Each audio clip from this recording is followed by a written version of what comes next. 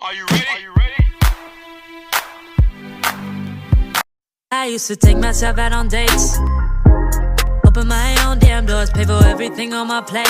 Sometimes I'd even get the steak, cause I gotta like that. Hi my lovelies, welcome back to my channel. I hope you are all doing amazingly well. So in today's video we're going to be talking about my September perfume tray. But before I start this video, please make sure you are subscribed to my channel. Kindly give this video a huge thumbs up and let me know what your scent of the day is. Also, don't forget to follow me on Instagram. I will leave a QR code on the screen. All you have to do is grab your phone, scan the QR code and follow me on Instagram. Now, before I give you guys some of the perfumes I'll be wearing, I'm not going to share every single one because I wear a lot of perfumes on a daily. Sometimes I wear 2 to 3 perfumes a day. I'm just going to share ones that I absolutely love and ones that fit into that transitional fragrances from summer into fall. Those are the kind of perfumes that I have on this list. But I wanted to bring you guys a little review on the new Dior Privée line. Now, there are, I believe, 5 perfumes. So they have Oud Isfahan, they have Gris Dior, they have Ambre Nuit, they have Lucky, and also Rouge Trafalgar. Now, I went into Harrods because they are still exclusive to Harrods at the moment. They will be going to Selfridges, I believe, sometime this week, probably today actually, because I think the sales associate told me 1st or 2nd of September. But anyway, they will be available in Selfridges at some point at the beginning of this month. So now I smelled Oud Isfahan, and my initial response to it was unnecessary, and that's the truth. I don't think Oud Isfahan needs help. It didn't need to be an extrait. It didn't need to be stronger. It's already strong. It's already polarizing. It's already like super powerful perfume that doesn't need an extrait. What they've done differently with the extrait is they've made it a little more unappealing, in my opinion. It's not saying Oud Isfahan has never really been that appealing to me as a person because the oud in there is way too strong for my nose. But the new extrait is just like, it's my least favorite out of all the extraits that they brought out. Now, moving on to Gris Dior. For me, the Gris Dior did not, again, need help. I don't think that the extrait is stronger than the original. I still feel like the original is stronger. It's better. I wouldn't get the extrait version. It just did not do anything for me. I think it smells a little bit more earthy, a little dirtier in my opinion in comparison to the Gris Dior. Now, take what I'm saying with a pinch of salt. You have to smell these perfumes for yourself if you can, because you may feel differently. But if you know me and you know the kind of perfumes I'm into, this makes sense. And the next one is Ambre Nuit. They ruined Ambre Nuit for me personally. They did not make Ambre Nuit better. It's not an extrait Ambre Nuit to my nose. However, the Ambre Nuit I currently have in my collection, I bought this many years ago. The formulation that I have is very strong. It's really powerful, very beautiful. The newer formulation is way lighter. It's not as strong. The scent profile is not as memorable as the one I've got. So the extrait version is more powerful. If you're looking at it from that perspective, I feel like they have taken away the sweet ambre vibe that Ambre Nuit has. They have not made it better. It's probably leaning more masculine. I was actually annoyed because I was smelling, I was just like, why did they do this to Ambre Nuit? So the next one is Rouge Trafalgar. Now that is a juicy Ribena. It's a juicy, super sweet, very fruity, super alluring, very strong, super likable. It smells like Ribena to me, but in perfume form, like the juiciest berries is in that perfume. I feel like it's better than the original and it's my second favorite. Now, the number one out of all of them that I really love is Lucky. which shocked me because Lucky was not one that I was feeling at all. Like the original Lucky was very light, very faint, not so beautiful. Like, I don't know, it's a white floral. It just wasn't giving. But the extrait, the new one they've done, is amazing. Amazing. The only thing I will say, this is based off of two people I spoke to. I spoke to a fragrance reviewer who's on YouTube, on Instagram, and I also asked Sebastian here on YouTube what he thought of it. And Sebastian said that he found it quite faint. It wasn't strong enough for him. Now, that wasn't my experience. I sprayed Lucky probably about 12 p.m. in the afternoon, and I got back home at 9 p.m. at night, and I could still smell Lucky on my skin. So I don't know if it's just stronger on my skin because I'm a woman. I don't know if it's got something to do with skin chemistry, whatever it is. Like, obviously, longevity of perfumes has a lot to do with your skin chemistry and all other factors.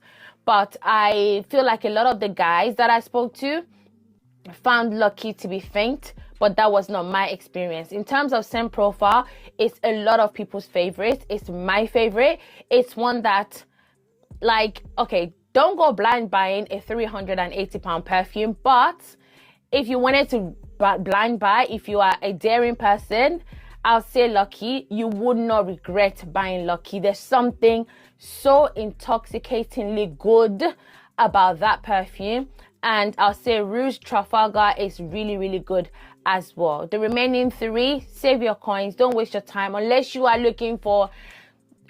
never smelled the originals and you just like super earthy, underwhelming perfumes, then do your thing. So that is my mini review on the Dior Privée line. Would I be getting Lucky? Absolutely yes. Not yet, but I will definitely be getting Lucky. I believe these are limited editions, so they're probably gonna go quite quickly. But yeah, that is my review on the new Dior Privée line. Now let's move on to the perfumes I will be wearing this month. I have been disliking the summer in the UK. I have not enjoyed it. I don't sleep very well because it's just so hot and there's just so much flies everywhere. I posted on my Insta story the other day a really, really huge spider. Like, I kid you not, it was about this size. Okay, maybe that's a slight exaggeration, but it was so big. Like, it was just massive. It was in my daughter's room. And I don't know if I'm going to put a clip there on the screen. Probably not, because some people might just feel like you may not like it. So maybe I wouldn't put a clip there. But that spider was tormenting us. It really was. It was huge. Anyway, all in all, I'm excited for autumn. I love autumn. I have a lot of fall fragrances in my collection that I cannot wait to wear. And I'm going to start with my scent of the day, which is Tales of Zanzibar.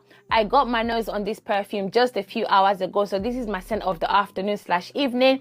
This was kindly gifted to me by Marcy here on YouTube. She's also on Instagram. If you are not following Marcy, I don't know what you're doing. This perfume blew me away. It blew me away. I know I'm late to the game, because Marcy and other people have been speaking about this perfume for a very long time, but I've just gotten my nose on it today and I'm obsessed. This is tropical island vibes. This has a beautiful note of guava. Guava is one of my favorite fruits, but we don't get much guava here in the UK, and when we do, it's not giving guava. But anyhow, this is a super tropical, sweet, addictive perfume. I am obsessed. Although this is like a spring summer perfume, I'm going to be wearing this. I'm going to be wearing this because I just can't get enough of it. It's like a gourmand in a fruity way, if that makes any sense. And it's so long lasting. So that is Tales from Zanzibar. Next we have Christian Dior's Luby Rouge. This is my favorite from the line. I decluttered Luby Crown last week. It's still available on my website. If you want to get it, it's highly discounted. It's a beautiful scent, but I just don't reach for it. This, however, I reach for so often. It opens up with a bright, spicy cardamom. It has vanilla. It's got iris. It has that powdery vibe. This is so incredibly long lasting on my skin anyway. It's great for work. It's great for a date night. It's super versatile. It's such a beautiful packaging as well. Like, Christian Louboutin honestly does one of the best perfume bottles in my opinion, and this one is so exceptional to me. So that is Christian Louboutin's Luby Rouge. Next we have Milk by Commodity. Milk is such a beautiful, milky, lactonic, marshmallowy. It's got sandalwood. It's like a woody, sweet, not too candidly sweet, like it's quite creamy, I would say. It's like a creamy scent. Longevity is beautiful. It's average. If you are looking for a super strong, potent, powerful milk, get yourself Milk Plus. Although that's leaning a bit more smoky, maybe a tiny bit masculine, just a little bit. But if you are looking for like a good balance, I would definitely say Milk Expressive is the best one to get. It is just good. It's good. It gets compliments. If you want it to project more, just overspray this perfume and it will project. It will last. It's great for going to bed, Netflix and chill. Perfect date night scent in the autumn and winter months. Honestly, you can't go wrong with Milk. Next, we have the Bewitching Yasmine by Penhaligon's. I love this. This is literally like my top 3 from the overall portrait collection. Now, this perfume is coffee, cardamom, vanilla, super strong, and it has oud as well. Now, don't be scared. The oud in here is just like done to perfection. It's very subtle. It's not too potent. It's just right. And I find that this is actually most people's favorites out of all the portrait collection. My personal favorite is Changing Constance, but I want to say this is like second like favorite for me. But yeah, this is amazing if you like your spicy oud and vanilla scent with a touch of coffee. 402 by Bon Perfumer is one of the most affordable niche perfumes in my collection. This has vanilla, caramel and sandalwood. It's a very simple gourmand with a little bit of freshness. This is not a heavy gourmand at all. If you like perfumes like Vanilla 28, they're just like sweet and they're like easy to wear, easy reach. Like, you want to smell like a sweet baby girl, this is the perfume to get. The next perfume is Perfect Intense by Marc Jacobs. This is a white floral, a yellow floral. It's got a little bit of jasmine. It has sandalwood. It has a prominent note of almonds. I really like almonds in perfumes and it's done to perfection in this one. You have to like a nutty scent though in order to really enjoy this perfume, because you definitely get a very floral, sweet, nutty scent that I personally really love. The next perfume is Vanilla 28 by 𝐃𝐢𝐬𝐬. This perfume is a bae to me. This perfume is so incredibly versatile. It's unreal. This is like an all year round scent, but I love to wear it more so during this time of the year. This is a sugary vanilla. It's just great. Like, this is their bestseller for a reason. I have heard a few people not like this perfume, but the reason I don't know, I couldn't really understand the reason why. Like, they didn't get the brown sugar, or they thought it was slightly scratchy. And I get the scratchy thing a little bit to an extent, but ultimately, like, just let this macerate. Like, you guys can see my juice is dark, which means that the vanilla has simmered into this perfume. This is so beautiful in my opinion. I will always, when I tell you guys, I will always have Vanilla 28 in my collection. Libre le Parfum, Libre le Parfum by YSL. This is my favorite Libre. There is something so special about this particular perfume. I don't like the original. I'm saying that now. If you're new here, I don't like the original Libre. And I'm not embarrassed to say that, because a lot of people love the original, but not me. I am not a lover of lavender. I despise perfumes with lavender in them. And although this has lavender, it's very subtle. You get more of the vanilla, the honey. Unless you start to overspray, then the lavender starts to like burst out, which I don't do. This perfume does not need to be oversprayed at all because it's so strong. If you're going to wear this perfume to work, I honestly think 2 sprays is enough, because it can get it a bit too much because it projects really like far and wide. It's a beautiful scent, super long lasting. It to me is such a quality perfume. It doesn't feel like a lot of the designer perfumes that I'm smelling a lot lately. It feels like a lot of work went into this. They try to make it a little bit complex, but also very likable. So that is Libre Le Parfum. Next perfume is Escapade Gourmand. Now this is one of my favorite vanilla caramel perfume. So sweet, so addictive, so yummy, so edible, so beautiful.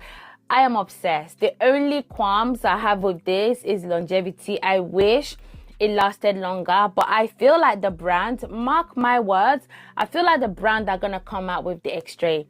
No one's told me anything, just in case it happens and you guys are like, maybe I'll be new. I just feel like if I were them, I would do an extrait version of this and make it super long lasting, make it smell exactly like this, but give it like a oomph, like a good longevity. This is amazing in my opinion. If you are a true gourmand lover, Escapade Gourmand is definitely worth having in your collection.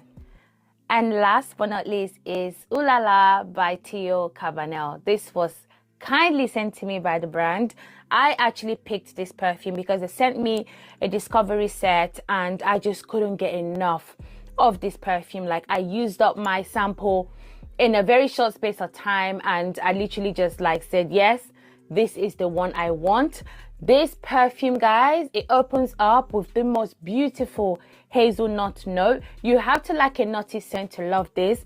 This gives me powdery elements. This gives me nutty. This gives me slightly sweet. It has like that tobacco scent that gives it like a smokiness, but it's not like super smoky. It just gives it like a light oomph. I just love this perfume. It also has sandalwood, tonka bean and musk in the base. It's just such a beautiful perfume, perfectly woody. It's got all the elements that I love in a perfume that is perfect for this time of the year. So that is Ulala by 𝐃𝐢𝐬𝐜𝐸. So my lovelies, that is it for today's video. Comment down below what perfumes you will be pulling for during the fall and winter. Thanks again for watching. Please don't forget to comment, like and subscribe, and I cannot wait to see you guys in my next video. Bye.